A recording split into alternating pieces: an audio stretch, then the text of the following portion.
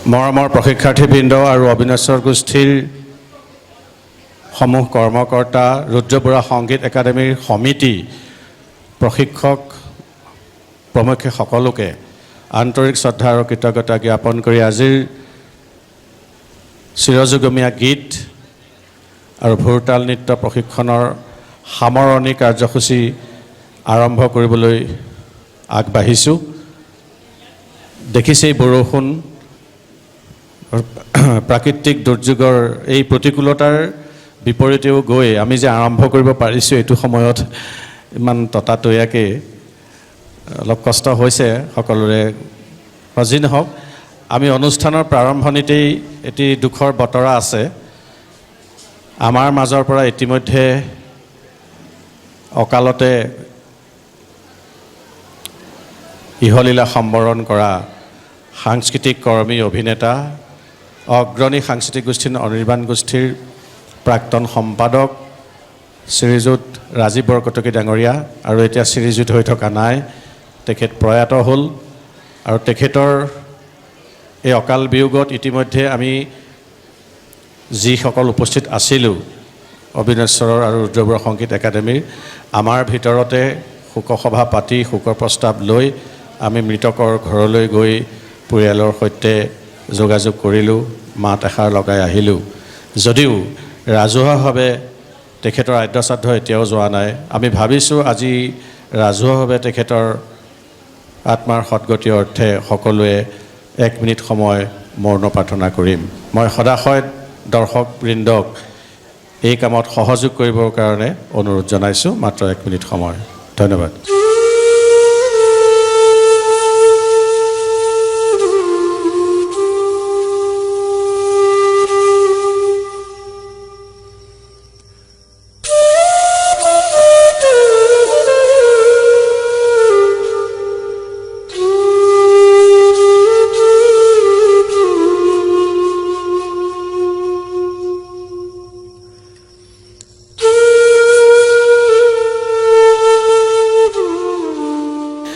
সদ্যহতে আজিৰ অনুষ্ঠানটো বন্তি প্ৰজ্বলনৰ জৰিয়তে আৰম্ভ কৰিবলৈ আগবাঢ়িছোঁ। অনুষ্ঠানটো যিহেতু ৰুদ্ৰ বৰুৱা সংগীত একাডেমীৰ জৰিয়তে হৈছে, আমি অবিনশ্বৰৰ মানস সন্তান ৰুদ্ৰ বৰুৱা সংগীত একাডেমী আৰু ৰুদ্ৰ বৰুৱাৰ প্ৰতিচ্ছবিত এগছি বন্তিৰে সেইকাৰণে আজিৰ কাৰ্যসূচী আৰম্ভ কৰিবলৈ আগবাঢ়িছোঁ।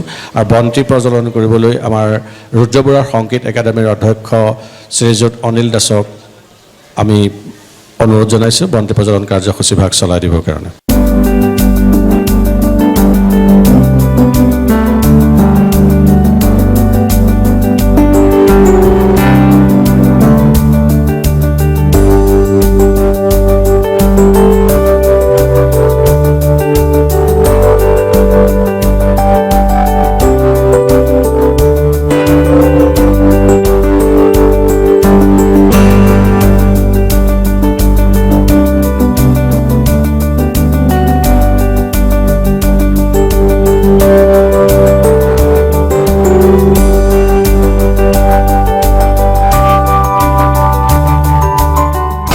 সন্মানীয় অভিভাৱক, অভিভাৱিকাসকল আৰু মৰমৰ ছাত্ৰ ছাত্ৰীসকল, আজি এই অনুষ্ঠানটো খুব ধুনীয়াকৈ হৈ আছে। যিহেতু বৰষুণৰ কাৰণে অলপ দিগদাৰ হৈছে, যিয়ে নহওক সময়মতে আৰম্ভ হ'ল আৰু মই আশা কৰোঁ যে অনুষ্ঠানটো ভালেই যাব। আৰু ৰুদ্ৰ বৰুৱা সংগীত একাডেমীটো চলাই আছে অবিনশ্বৰ গোষ্ঠীয়ে। আজি বিগত 15 বছৰ ধৰি মই এই একাডেমীত সংগীত শিকাই আছোঁ। তেওঁলোকৰ সহযোগিতা পাই মই নিচেই আনন্দিত হৈছোঁ আৰু সৰু সৰু ল'ৰা ছোৱালীৰ লগত গান শিকাই এখেতৰ লগত থাকি মোৰ খুব আনন্দ লাগে। যিয়ে হওক, তেওঁলোকৰ ভৱিষ্যত উজ্জ্বল হওক, উজ্জ্বল কামনা কৰি মোৰ বক্তব্য সামৰি মাৰিছোঁ। ধন্যবাদ। আমি তেখেতক প্ৰেক্ষাগৃহত আসন গ্ৰহণ কৰিবলৈ অনুৰোধ জনালোঁ। এতিয়া সমাজক আদৰণি জনাব গুৰুজনাৰ সৃষ্ট বৰগীতেৰে। মই বৰগীত পৰিৱেশন কৰিবৰ কাৰণে অনুৰোধ জনাইছোঁ। বৰগীত পৰিৱেশন কৰিব ৰুদ্ৰ বৰুৱা সংগীত একাডেমীৰ ছাত্ৰী দাৰ্বী গায়ন দুবৰী কাশ্যপ শইকীয়া আৰু কলিয়াবৰৰ এগৰাকী শিল্পী কুণাল কৌশিক শইকীয়াই। বাদ্য সংগত কৰিছে বিনোদ ভূঞা, হেমন্ত বসুমতাৰী আৰু ভাৰ্গৱ বৰাই। এয়া আজি বৰগীতেৰে ৰাইজক আদৰণি জনাইছে। কৃষ্ণ, আমি পৰিৱেশন কৰিব ওলোৱা বৰগীত ভাগ মহাপুৰুষ শ্ৰীমন্ত শংকৰদেৱ বিৰচিত ৰাগ ধনশ্ৰী গান হৰিতাল।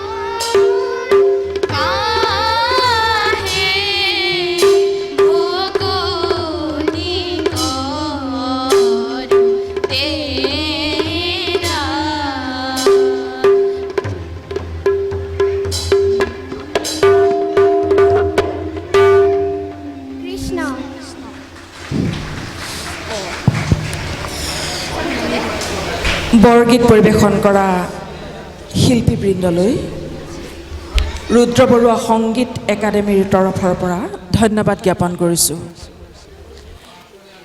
এইবাৰ আমি আগবাঢ়ি যাব খুজিছোঁ সম্বৰ্ধনা অনুষ্ঠানলৈ। বিশিষ্ট সংগীতজ্ঞ সুৰকাৰ গীতিকাৰ শ্ৰীযুত দীপক শৰ্মা ডাঙৰীয়া তেখেতক মঞ্চলৈ আদৰি আনিবৰ কাৰণে কৰ্মকৰ্তাক অনুৰোধ জনাইছোঁ। লগতে আমাৰ প্ৰশিক্ষকবৃন্দ সন্মানীয় প্ৰশিক্ষকবৃন্দক আমি মঞ্চলৈ আমন্ত্ৰণ জনাইছোঁ। আমি তেখেতসকলকো সম্বৰ্ধনাৰ ব্যৱস্থা কৰিছোঁ। তেখেতসকলক মঞ্চলৈ আগুৱাই আনিবৰ কাৰণে কৰ্মকৰ্তাক আমি অনুৰোধ জনাইছোঁ। ৰুদ্ৰ বৰুৱা সংগীত একাডেমী আৰু অবিনশ্বৰ গোষ্ঠীৰ কৰ্মকৰ্তাক।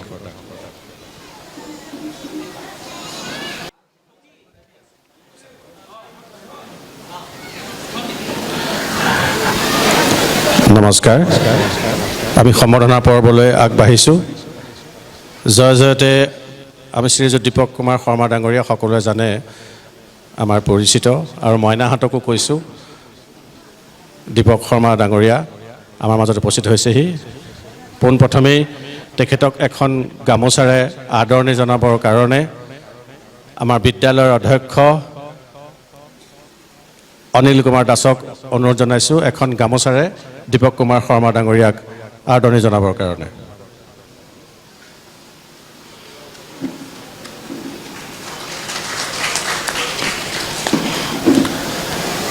লগে লগে আমাৰ এই বিদ্যালয়ৰ তথা অবিনশ্বৰ গোষ্ঠীৰ সভাপতি শ্ৰীযুত প্ৰণৱ বৰঠাকুৰ ডাঙৰীয়াই এটি পিতলৰ জাপিৰে তেখেতক সম্বৰ্ধনা জনাব। পিতলৰ জাপিটো প্ৰদান কৰিবলৈ অনুৰোধ জনালোঁ।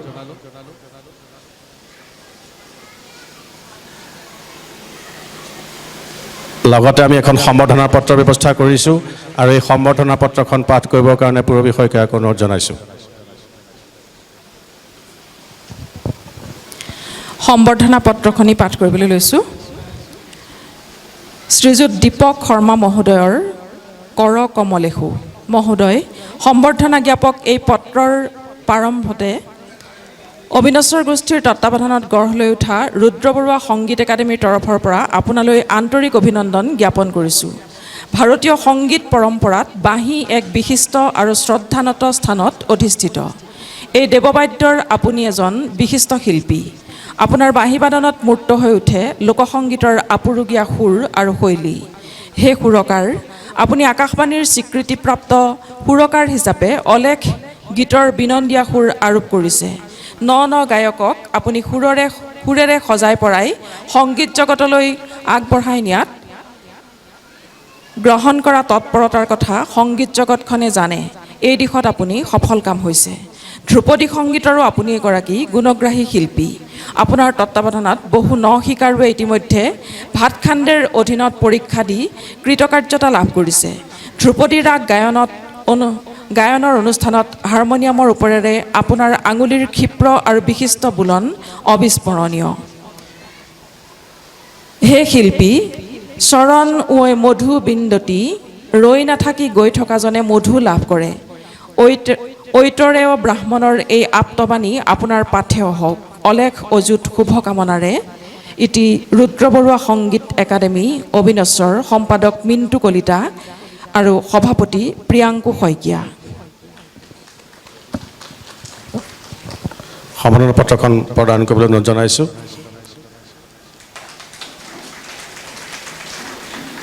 আৰু এই আপাহতে শ্ৰীযুত দীপক কুমাৰ শৰ্মা ডাঙৰীয়াক তেখেতৰ অনুভৱ ব্যক্ত কৰিবৰ কাৰণে আমাৰ ফালৰ পৰা অনুৰোধ জনালোঁ।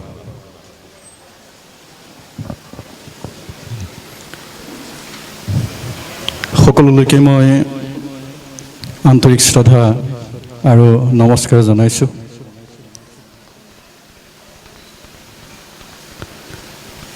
ৰুদ্ৰ বৰুৱা সংগীত একাডেমীৰ লগত আচলতে মোৰ এক এৰাব নোৱাৰা সম্পৰ্ক। কেৱল ৰুদ্ৰ বৰুৱা সংগীত একাডেমী বুলিয়ে নহয়, তাৰ আগতো অবিনশ্বৰ গোষ্ঠীৰ লগত মোৰ এই এৰাব নোৱাৰা সম্পৰ্কটোৰ যোগেদি মই ৰুদ্ৰ বৰুৱা সংগীত একাডেমীৰ মাজত সোমাই পৰিছিলোঁ আৰু তেতিয়াই পুৰণি গুদামবাসী ৰাইজৰ যি সংগীত প্ৰেম, যি সংস্কৃতি প্ৰেম, সেইবিলাক দেখি অভিভূত হৈছিলোঁ। আৰু পুৰণি গুদামবাসীয়ে সংস্কৃতিক সন্মান কৰিব জানে, শিল্পীক সন্মান কৰিব জানে, সেই কথাটো আগৰ পৰাই অনুধাৱন কৰিছিলোঁ। আমি আমাৰ জ্যেষ্ঠসকলক ইয়াত লগ পাইছিলোঁ, লগ পাই তেওঁলোকৰ বহু সাৰুৱা ভাষণ শুনাৰ সৌভাগ্য ঘটিছিল আৰু তেতিয়াই অনুমান কৰিছিলোঁ যে পুৰণি গুদাম প্ৰকৃততে এখন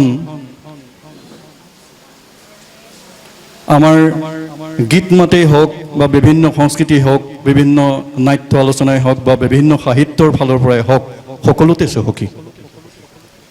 বাৰু যা হওক, সেইটো এটা সেই অধ্যায়ৰ কাৰণেই বা সেইটো সুযোগৰ কাৰণেই আজি মই আপোনালোকৰ সন্মুখত এনেকৈ দুআষাৰ কোৱাৰ মোৰ সৌভাগ্য ঘটিছে। তাৰ কাৰণে মই মোৰ সকলোলৈকে মই কৃতজ্ঞতা জ্ঞাপন কৰিছোঁ। মই ক'ব লগা বিষয় এটা বেলেগ বিষয়টো এইটো যে সংগীত একাডেমীত যেতিয়া আছিলোঁ তেতিয়া কিছুমান কণ ল'ৰা ছোৱালী পাইছিলোঁ। আজি হয়তো সেই সকলোবিলাক ল'ৰা ছোৱালীক মই চিনি নাপাম সকলোকে, কিন্তু মোৰ লগতে একেলগে বহি আছে আমাৰ নীলোৎপল গায়ন। নীলোৎপল গায়নকো এটা সময়ত হাৰমনিয়ামত আঙুলি বোলাই গান শিকাইছিলোঁ। এতিয়া নীলোৎপল অসমৰ ভিতৰতে এজন খুব ভাল কণ্ঠশিল্পী। তাৰপিছতে নয়নজ্যোতিক যদিও মই গান শিকোৱা নাই, কিন্তু নয়নজ্যোতিক মই বহু সময়ত বিভিন্ন ধৰণৰ পৰামৰ্শ মই দিছোঁ। আজিও নয়নজ্যোতি অসমৰ এজন খুব ভাল শিল্পী।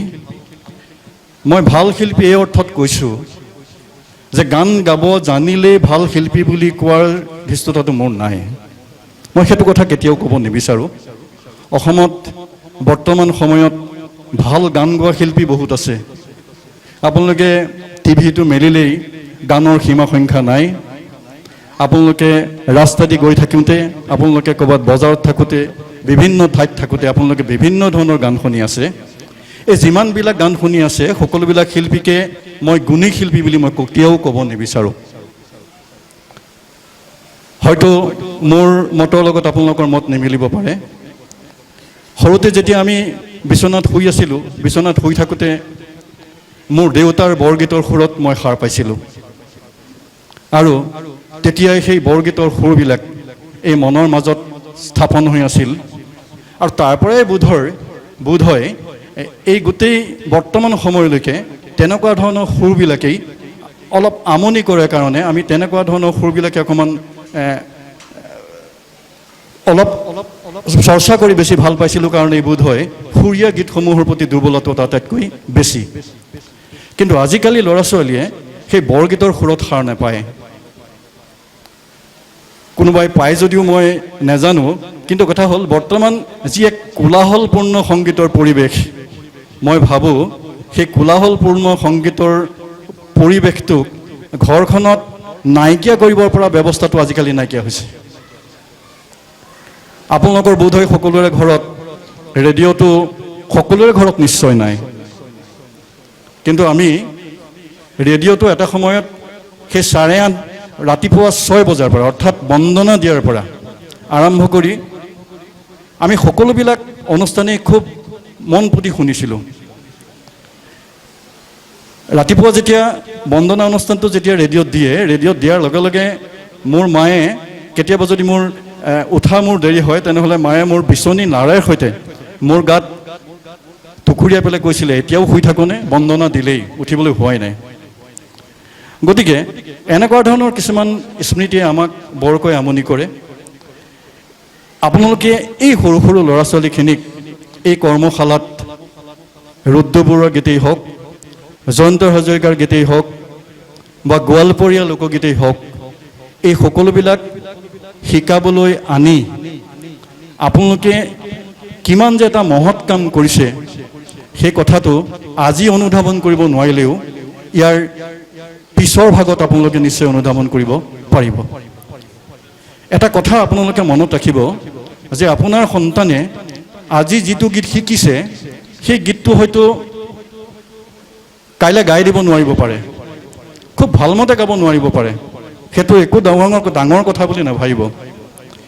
এই যে ৰুদ্ৰ বৰুৱাৰ গীত এটা যে তেওঁ শিকিছে, জয়ন্ত হাজৰিকাৰ গীত এটা শিকিছে, ভূপেন হাজৰিকাৰ গীত এটা শিকিছে, এই শিকাটোৱে এটা সময়ত তেওঁলোকৰ মনলৈ এনেকুৱা এটা ভাৱ আহিব যে মই ৰুদ্ৰ বৰুৱা নামৰ এটি গীত বা ৰুদ্ৰ বৰুৱা দেৱৰ এটি গীত মই শিকিছিলোঁ। কোন ৰুদ্ৰ বৰুৱা, কোন ভূপেন হাজৰিকা, কোন জ্যোতিপ্ৰসাদ, কোন পাৰ্বতী প্ৰসাদ বৰুৱা, এইখিনি কথা জনাটোৱেই তেওঁলোকৰ কাৰণে আটাইতকৈ ডাঙৰ ধনাত্মক দিশ। গতিকে এই সুযোগতে মই ৰুদ্ৰ বৰুৱাৰ সংগীত একাডেমী আৰু অবিনশ্বৰ গোষ্ঠীৰ সকলোলৈকে মই পুনৰবাৰ ধন্যবাদ জ্ঞাপন কৰিছোঁ। আৰু বেছি কথা ক'ব নিবিচাৰোঁ, আপোনালোকৰ অনুষ্ঠানো বহুত দীঘলীয়া, ক'বলৈ আচলতে বহুতেই মন যায়।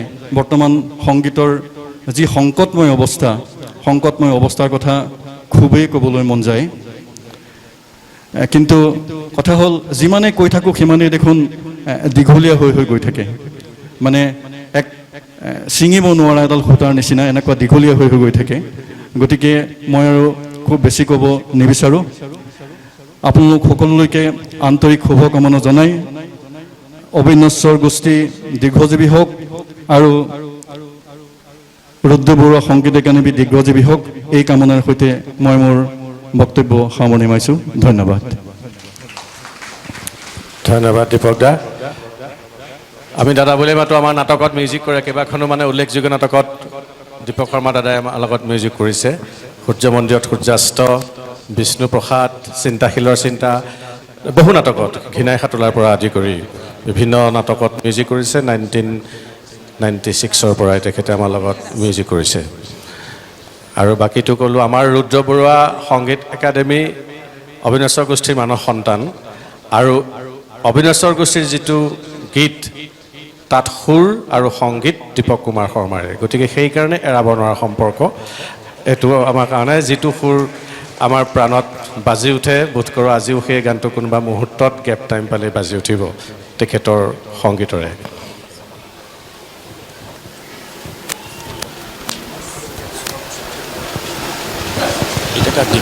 সেইটো কৈ নাথাকিবা, ভাল পাওঁ আকৌ তেতিয়াহ'লে।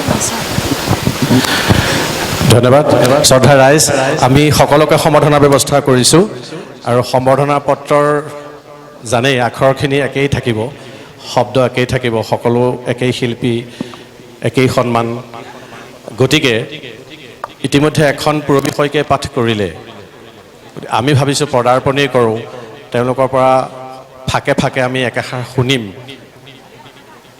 8জনক আমি এতিয়া বঞ্চিত কৰিব লাগিব কথাৰ কাৰণে। আমি যিহেতু নয়নজ্যোতি শইকীয়াৰ গান শুনিম, গানৰ লগতে কথাও শুনিম। গৌৰী মহন্ত বাইদেউ সোনকালে যাবগৈ, গতিকে গৌৰী মহন্ত বাইদেৱে গীতো গাব, আমি সকলোৰে পৰা শুভেচ্ছা বাণী ল'ম, আমাৰ মইনাহঁতে শুভাশীষ ল'ব, ছাত্ৰ ছাত্ৰীসকলে। যি নহওক, আমি এতিয়া অনিল কুমাৰ দাসক প্ৰদান কৰিবৰ কাৰণে অনুৰোধ জনালোঁ। অবিনশ্বৰৰ কৰ্মকৰ্তাক, এয়া মিণ্টু শইকীয়া, আমাৰ সম্পাদক ৰুদ্ৰ বৰুৱা সংগীত একাডেমীৰ, তেখেতক এখন গামোচাৰে আদৰণি জনাইছে। মিণ্টু কলিতা আহিব লাগে, নামেই ভুল হৈ গৈছে, মিণ্টু ব্যস্ত, আমিও ব্যস্ত। লগতে এটি জাপি, এয়া খগেন কুমাৰ গায়নে জনাইছে। আমাক ভালেকেইজন সদস্য লাগিব, কৰ্মকৰ্তা অকণমান আগবাঢ়ি আহিলে ভাল লাগিব ওচৰলৈ। তাতে এটা জাপিৰে আৰু লগতে এখন সম্বৰ্ধনা পত্ৰৰে তেখেতক প্ৰদান কৰিবলৈ সম্পাদকক অনুৰোধ জনাইছোঁ। ৰুদ্ৰ বৰুৱা সংগীত একাডেমীৰ এখন সম্বৰ্ধনা পত্ৰ তেখেতক জনাইছে। ধন্যবাদ শ্ৰীযুত দাস ডাঙৰীয়া। ইয়াৰ পাছতে শ্ৰীযুত নয়নজ্যোতি শইকীয়াক এখন গামোচাৰে আদৰণি জনাবৰ কাৰণে অনুৰোধ জনালোঁ। এখন গামোচাৰে আমাৰ অবিনশ্বৰৰ সহকাৰী সম্পাদক দিগন্ত বৰাই আদৰণি জনাইছে। লগতে এয়া এটা জাপিৰে সম্বৰ্ধনা জনাইছে আৰু তাৰ লগে লগে সম্বৰ্ধনা পত্ৰখনো তেখেতক প্ৰদান কৰিবৰ কাৰণে অনুৰোধ জনাইছোঁ।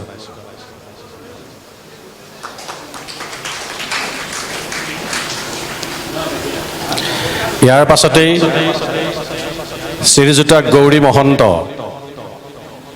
আচলতে নয়নজ্যোতি শইকীয়া আৰু গৌৰী মহন্ত দুয়োজনেই পূৰ্ণগুণাম ৰাধাকান্ত বৰুৱা উচ্চতৰ মাধ্যমিক বিদ্যালয়ৰ বিষয় শিক্ষক আৰু এতিয়া বিষয়টো মানে কেইবাটাও হৈ গ'ল তেওঁলোকৰ। এই গীত সাধনা, সংগীত সাধনাটাও তেওঁলোকৰ বিষয়। নয়নজ্যোতি শইকীয়াৰ কথা সকলোৱে জানে আৰু তেখেতে ভূপেন হাজৰিকা সৰ্বস্ব বুলি জানিলেই নহ'ব, বেলেগ গীতো তেখেতে গায়। ইয়াত ভূপেন্দ্ৰ সংগীত শিকাইছে আমাৰ প্ৰশিক্ষাৰ্থীসকলক। তেখেতে গীত ৰচনাও কৰে, ডিচি উলিয়াইছে, কেছেটো উলিয়াইছে। প্লাছ আমাৰ যিটো নমামী ব্ৰহ্মপুত্ৰ হৈছিলে, নমামী ব্ৰহ্মপুত্ৰৰ যিটো গীত নয়নজ্যোতি শইকীয়াই ৰচনা কৰিছিলে, সুৰ কৰিছিলে, সংগীত কৰিছিলে, সেয়া নয়নজ্যোতি শইকীয়া।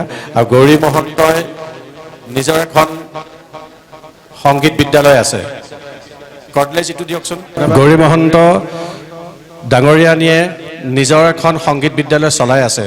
তেওঁৰ শিক্ষা লৈ বহু শিক্ষাৰ্থী ইতিমধ্যে ওলাই গৈছে আৰু ইয়াৰ উপৰিও তেখেতে এই গোৱাৰ পৰা লোকগীত 3 মাহ থাকি গোৱালপাৰাত গৈ বিশেষভাৱে নিজৰ দখললৈ আনিছে। আৰু সেইখিনি খবৰ আমি পাই নগাঁৱতে যিহেতু তেখেত আছে, যদিও তেওঁ অৰিজিনেলি মৰিগাঁৱৰ, এতিয়া নগাঁৱৰ বাসিন্দা হ'ল। আমি সেই সুবৰ্ণ সুযোগটো ল'লোঁ যাতে আমাৰ মইনাহঁতে অলপ গোৱালপাৰা লোকগীত শিকক। মাজে মাজে আকৌ কেতিয়াবলৈ আমি যোগাযোগ কৰিম তেখেতৰ লগত। এয়া হ'ল গৌৰী মহন্ত। আৰু গৌৰী মহন্ত ডাঙৰীয়াক এখন গামোচাৰে আদৰণি জনাবৰ কাৰণে প্ৰিয়াংকী বৰাক অনুৰোধ জনাইছোঁ।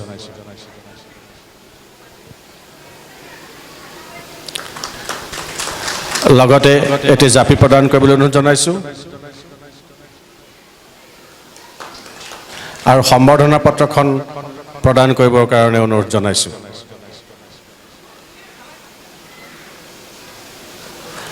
এয়া সম্বৰ্ধনা পত্ৰ আগবঢ়াইছে।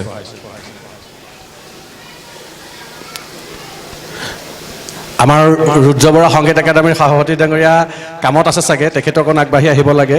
এইবাৰ আমাৰ মাজত আছে এই ৰুদ্ৰ বৰা সংগীত একাডেমীৰে ছাত্ৰ আৰু ইমানেই দখলীকৃত হ'ল দীপক কুমাৰ শৰ্মা ডাঙৰীয়াই তেখেতৰ বিষয়ে কৈছে। মই আৰু কি ক'ম, এয়া নীলোৎপল গায়ন। জয়ন্ত হাজৰিকাৰ গীত দিছোঁ, আচলতে তেওঁ সকলো ধৰণৰ গীতেই গায়। আমিহে জয়ন্ত হাজৰিকাৰ গীতটো দিব খুজিছোঁ, তাৰ তেখেতৰ মাতটো মানে নীলোৎপল মোৰ ভাতৃপ্ৰতিম, মাতটো মেলোডিয়াছ আৰু জয়ন্ত সংগীত মোৰ নিজৰো প্ৰিয়, খুবেই প্ৰিয়। আৰু এই নীলোৎপল গায়নক এখন গামোচাৰে আদৰণি জনাবলৈ ৰুদ্ৰ বৰা সংগীত একাডেমীৰ বৰ্তমানৰ সভাপতি প্ৰিয়াংকু শইকীয়াক অনুৰোধ জনাইছোঁ। লগতে এটি জাপিটো পিতলৰে আমি বৰপেটাৰ পৰা আনিছোঁ, দিবলৈ বোলেতো স্থায়ী হ'ব সোনকালে। আৰু এখন সম্বৰ্ধনা পত্ৰ দি তেখেতক আমি আচলতে চেনেহ যাচিছোঁ, সম্বৰ্ধনাও যাচিছোঁ। প্ৰশিক্ষক হিচাপে একে হিচাপে তেখেতে ইয়াৰ প্ৰাপ্য আৰু ল'ৰা ছোৱালীসকলে খুব ভালকৈ শিকিছে গোটেইকেইজনৰ পৰা। ইয়াৰ পিছতে আমি অনুৰোধ জনাইছোঁ, আমাৰ সুদূৰ বৰপেটাৰ পৰা যোগাযোগ কৰিছিলোঁ পবিত্ৰপ্ৰাণ বৰাৰ জৰিয়তে দীনেশ চন্দ্ৰ দাস। দীনেশ চন্দ্ৰ দাস তেখেতৰ গোটেইকেইটা গুণ মোৰ একে উশাহে ওলাই নাহিব। ভোৰতাল নৃত্য প্ৰশিক্ষক, মুখ্য প্ৰশিক্ষক তেখেত। আৰু অকল সেইটোৱে নহয়, ইয়াৰ পাছত আমি যোগাযোগ কৰিম, আমি সভা বহিম, আমি আলোচনা কৰিম আৰু সভাত সেউজীয়া চহী হ'লেই তেখেতক মাতিম থিয় নাম শিকাবলৈ। মহিলা আৰু পুৰুষ, আমাৰ বিবাহিত মহিলাসকলে বেছি ভাল পাব চাগে থিয় নামটো। তেখেতক আমি নিমন্ত্ৰণ জনাম ভৱিষ্যতে, সুদূৰ ভৱিষ্যতে। এটা সুন্দৰ হাত চাপৰি দিলে তেখেত উৎসাহিত হ'ব। অকল থিয় নামেই নহয়, নাও খেলৰ গীত তেখেত পাকৈত খনিকৰ। নাও খেলৰ গীত আমি তেখেতৰ পৰা শিকিম। অংকীয়া ভাওনাৰ পৰিচালক আৰু ভোৰতাল নৃত্য আৰু এনেকৈ বহু জানে, তেখেতে ক'ব পিছত। আমি তেখেতৰ দেখিব তেখেতে ভোৰতাল শিকাইছে। ভোৰতালটো শিকাবলৈ কমেও 6 মাহ লাগে। আমি 10 দিনৰো আকৌ কোনোবা নাহে, কোনোবা দেৰিকৈ এডমিশ্যন লৈছে, গতিকে আভাস মাত্ৰ আজি কৰা হ'ব। কিন্তু আমি মাজে মাজে 2-3 দিনকৈ তেখেতক মাতি এই প্ৰশিক্ষণটো কেনেকৈ সমাপন কৰিব পাৰোঁ, শুভ সমাপন আমি চাম। বৰ্তমান আমি তেখেতক এখন গামোচাৰে আদৰণি জনাবৰ কাৰণে অনুৰোধ জনাইছোঁ পূৰবী শইকীয়াক। পূৰবী শইকীয়া আছে বুজিছে 11 দিনত 11 দিনে ইয়াত উপস্থিত আছে আৰু এয়া এটা পিতলৰ জাপিও তেখেতক পদাৰ্পণ অৰ্পণ কৰিছে আৰু সমাধান পত্ৰখন অৰ্পণ কৰিবলৈ পূৰ্ব বিষয়কে অনুৰোধ জনাইছোঁ আৰু সকলোকে অনুৰোধ জনাইছোঁ এইটো লাজৰ কথা নহয় আজিকালি স্মৃতি লাগে আমি বৃদ্ধ বয়সত কিনো কৰিছিলোঁ চাবলৈকে লাগে আৰু আমাক বিশেষকৈ অবিনশ্বৰ গোষ্ঠীক আৰু ৰুদ্ৰ বৰুৱা সংগীত একাডেমীক স্মৃতি লাগে যি নহওক আমি তেখেতৰ গুণ গৰিমা কৈ অন্ত কৰিব নোৱাৰিম আৰু এতিয়া আমাৰ মাজত উপস্থিত আছে আমাৰ সংগীত বিদ্যালয়ৰ গীত নৃত্য বাদ্য শংকৰী আৰু সত্ৰীয়াৰ সকলোতে পাকৈত দুইটা দিশতেই বিনোদ ভূঞা আমি ৰামা বুলি মাতোঁ তেওঁ অভিনেতাও অংকীয়া ভাওনাৰ পৰিচালক বহুকেইখন অংকীয়া ভাওনা পৰিচালনা তেখেতে কৰিছে আৰু এই বিনোদ ভূঞাক এখন গামোচাৰে আদৰণি জনাবৰ কাৰণে মই অনুৰোধ জনাইছোঁ উদ্যোক্তা মণ্ডলীক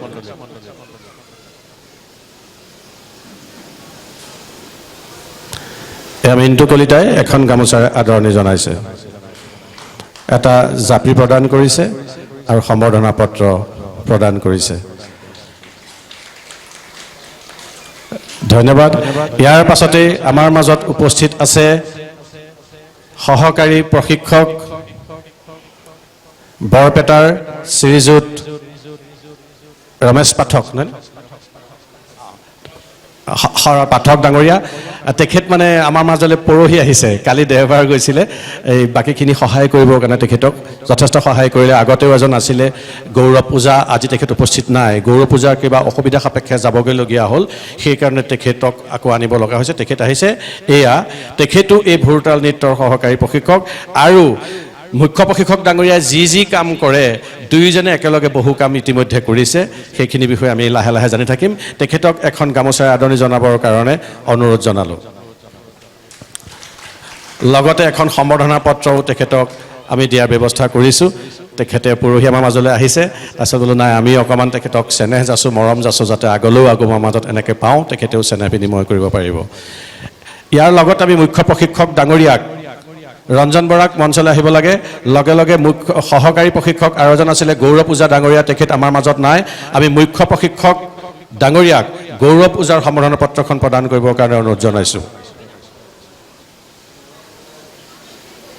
গৌৰৱ পূজাৰ যিখন সম্বৰ্ধনা পত্ৰ সেইখন আমি মুখ্য প্ৰশিক্ষক ডাঙৰীয়াক অৰ্পণ কৰিবলৈ অনুৰোধ জনাইছোঁ গৌৰৱ পূজাৰ হৈ মুখ্য প্ৰশিক্ষকে সেই সম্বৰ্ধনা পত্ৰখন গ্ৰহণ কৰিব ধন্যবাদ আমাৰ ৰুদ্ৰ বৰুৱা সংগীত একাডেমীৰ কেইবাটাও বিভাগৰ প্ৰশিক্ষক আচলতে লঘু সংগীতো শিকায় তবলাও শিকায় কেইবাটাও সকলোৱে জানে ৰঞ্জন বৰাক আৰু ইয়াতো ৰুদ্ৰ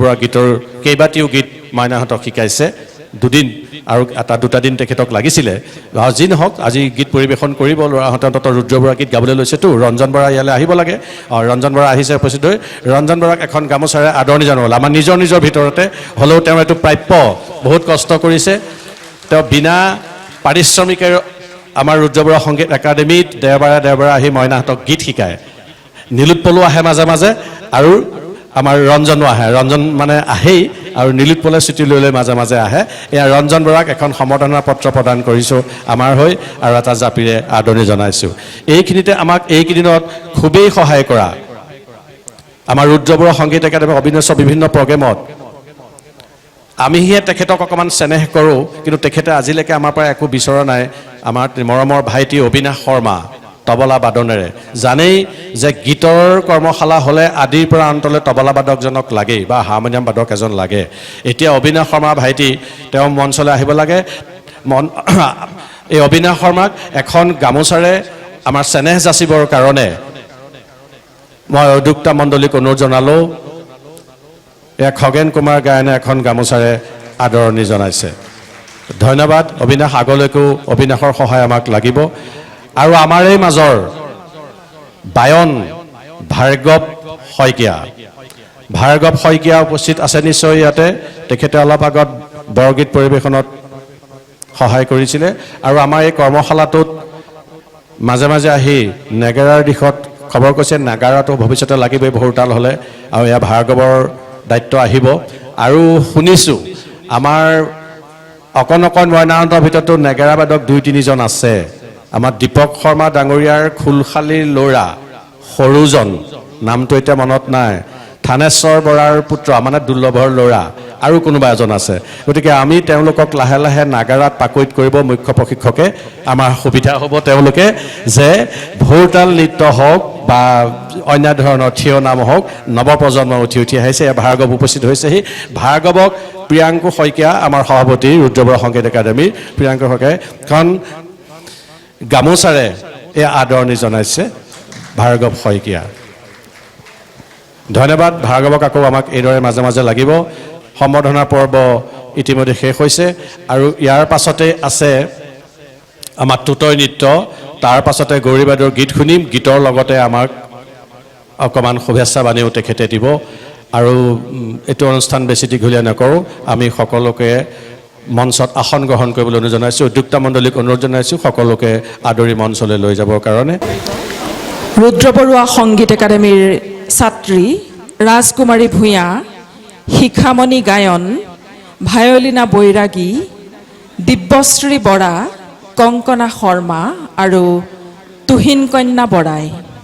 মহাপুৰুষ শ্ৰীমন্ত শংকৰদেৱৰ এই টুটই নৃত্যটিৰ পৰিকল্পনা পৰিচালনা সম্পূৰ্ণৰূপে এই বিদ্যালয়ৰ শিক্ষক ৰঞ্জন বৰাৰ আৰু সহযোগিতা কৰিলে বিনোদ ভূঞা, ৰুবুল মহন্ত আৰু কংকনা শৰ্মাই।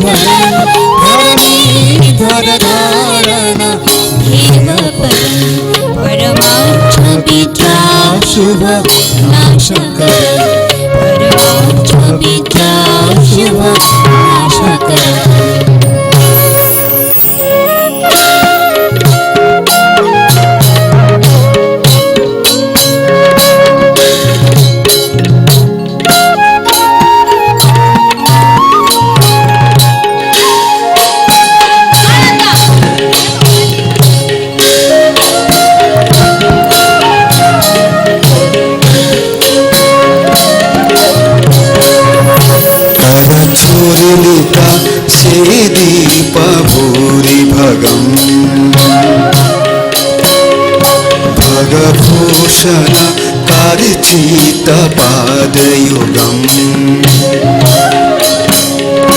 करचूर्णिता चेदीप भूरिभगम् भगभूषण कार्चित पादयुगम् युगनायक नागरवेशरुचिम्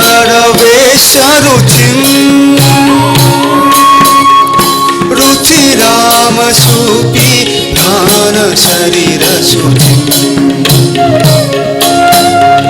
मधुदानवदारण देववरम् वरवारि जलोचन चक्रधरम्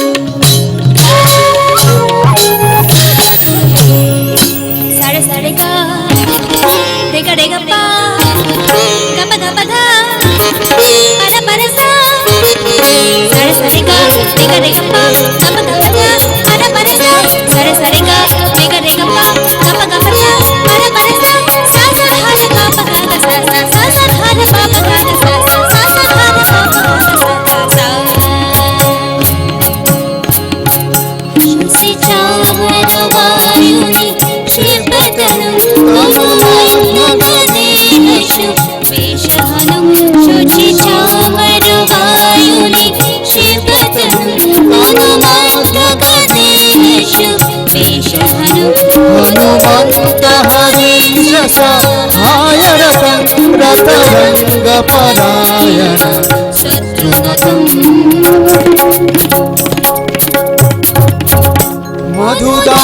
मधुदानवदारण वरदारि जलोचन चक्रधरं धरणीधरधारण परमार्च विद्याशुभ नाशकरे परमार्च विद्याशुभ नाशकरे परमार्च विद्याशुभ नाशकरे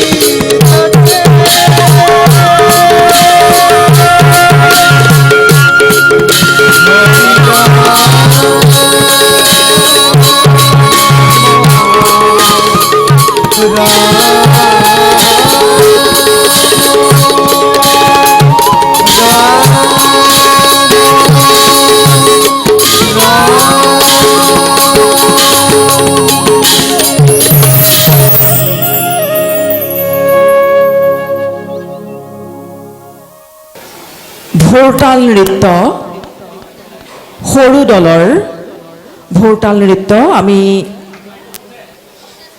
বিশেষ সুবিধাৰ কাৰণে প্ৰশিক্ষাৰ্থীসকলক দুভাগত ভাগ কৰিবলগীয়া হৈছিল আমি প্ৰথমে শিশু দলৰ ভোৰতাল নৃত্য পৰিবেশন কৰিবলৈ লৈছো আমাৰ প্ৰশিক্ষাৰ্থীসকলৰ দ্বাৰা আহক আমি উপভোগ কৰোঁ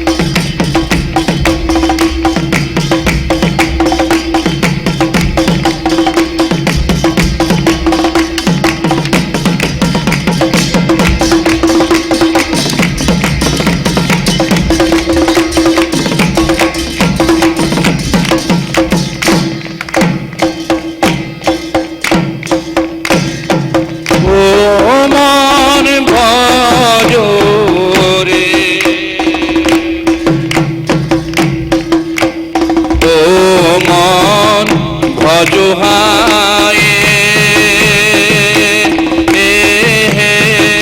ভজরে ভজ মন হরির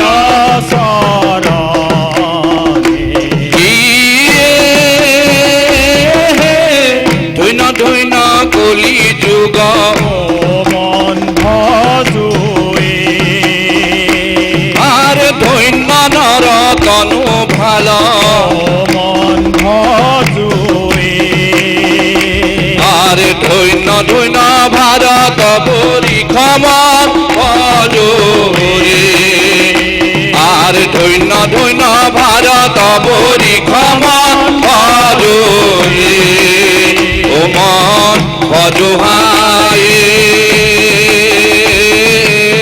ভজরে ভজ মন হরির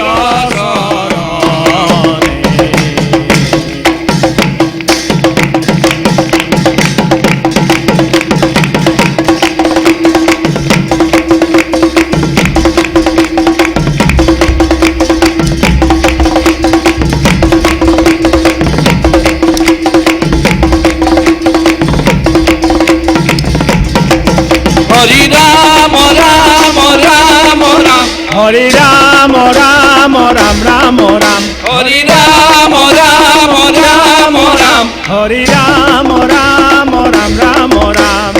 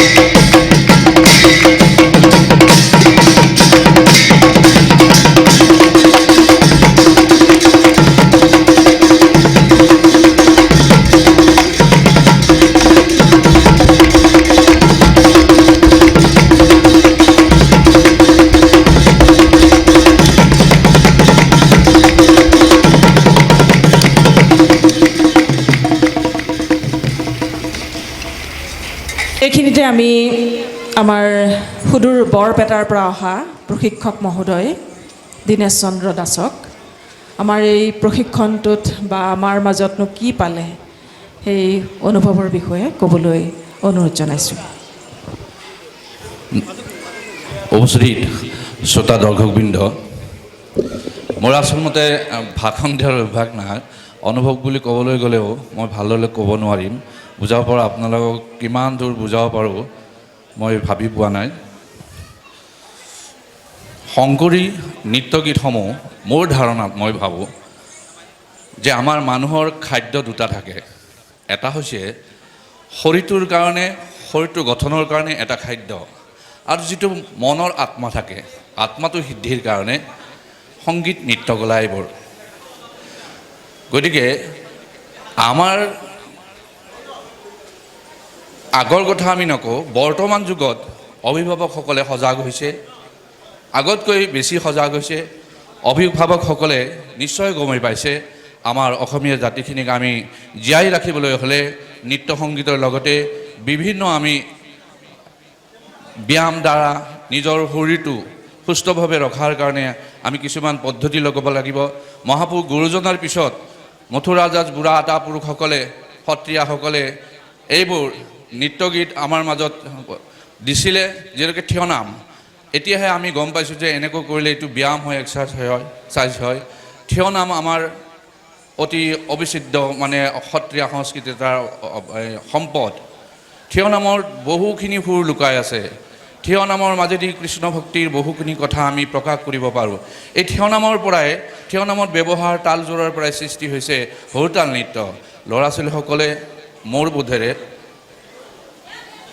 বহুখিনি তেওঁলোকে মানে কষ্ট কৰি আহিছে একেবাৰে অকণমান ল'ৰা ছোৱালী সিহঁতক বুজাব পৰা শক্তি নাই আৰু আমাৰ ভাষাটো অলপ বেলেগ বৰপেটীয়া ভাষা মাজে মাজে আহি যায় গতিকে সেইকাৰণে বুজাব পৰা অসুবিধা হয় অশেষ কষ্ট কৰিছে অভিভাৱকসকলে মই বেছি নকওঁ কথা আপোনালোকে ভোৰতাল নৃত্য পৰিৱেশন কৰাৰ পিছতো আকৌ ভাল হ'ব গম পাব গতিকে অভিভাৱকসকলক মই প্ৰথমে ধন্যবাদ জনাইছোঁ আপোনালোকৰ অবিহনে এই ল'ৰা ছোৱালীহালে আগবাঢ়িব নোৱাৰিলেহেঁতেন গতিকে আমি আজি নগাঁৱৰ যিকোনো অনুষ্ঠানতেই যিকোনো শংকৰী নৃত্য গীতৰ অনুষ্ঠানতেই আপোনালোকে ল'ৰা ছোৱালীহালক আনি আপোনালোকৰ ল'ৰা ছোৱালীহালক সৎ শিক্ষা এটা দিব বুলি মই আশা প্ৰকাশ কৰি মই এমানতে সামৰণি মানিছোঁ আজি ৰুদ্ৰ বৰুৱা সংগীত একাডেমীৰ অধীনত এই 11 দিনীয়া কাৰ্যসূচীৰে যি কৰ্মশালা অনুষ্ঠিত কৰা হৈছে তাৰ সামৰণি অনুষ্ঠানত আজি উপবিষ্ট হোৱা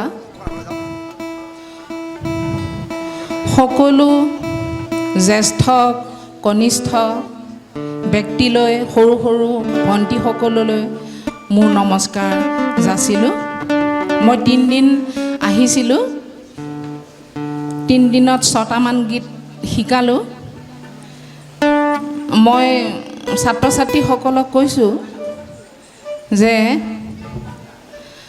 আমাৰ প্ৰথমতে নিজৰ ভেটিটো সুদৃঢ় কৰি ল'ব লাগিব তাৰ পাছত আমি বেলেগৰ যি বস্তুৱে নলওঁ পৃথিৱীৰ যিকোনো বস্তুৱে আমি নলওঁ কিন্তু নিজৰখিনি এৰি পেলাই বেলেগত চৰি ফুৰিলে নহ'ব গোৱালপৰীয়া লোকগীত অসমৰ পশ্চিম ফালৰ ৰাজবংশীসকলৰ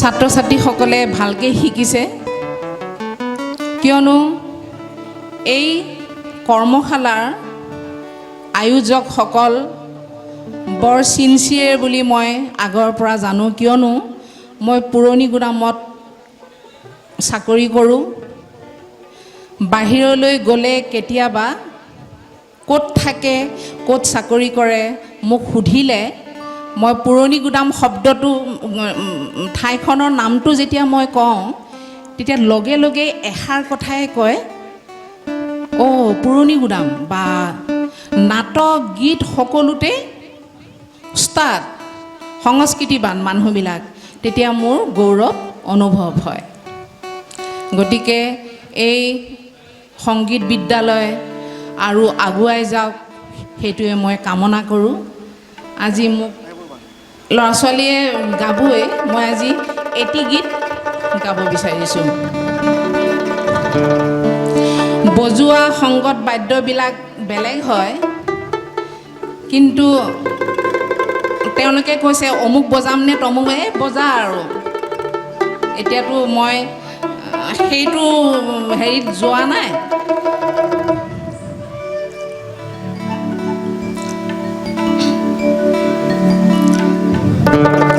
গীতটো হৈছে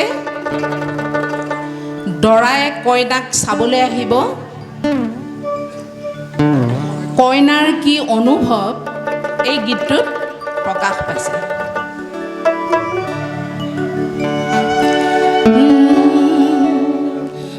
বন্ধুৰে বাড়িতে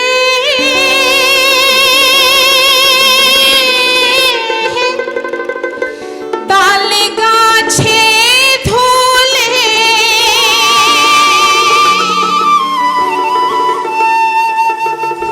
হেসে কাহাতানে পীরতি খোসে মাঘে মাসি শীতে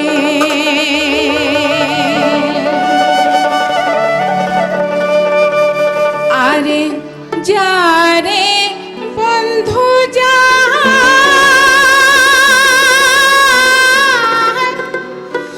জানিয়া গেলেন মোহনে রাগুন নিভিয়া গেলেন না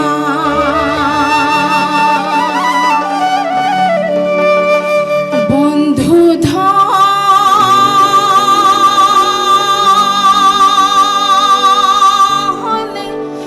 ধন রে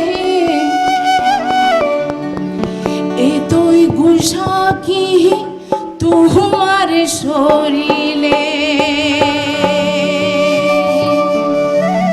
দৰাই কইনাক কৈছে তোমাৰ কিয় ইমান খং এতই গুসাকি তোমাৰ শৰীৰে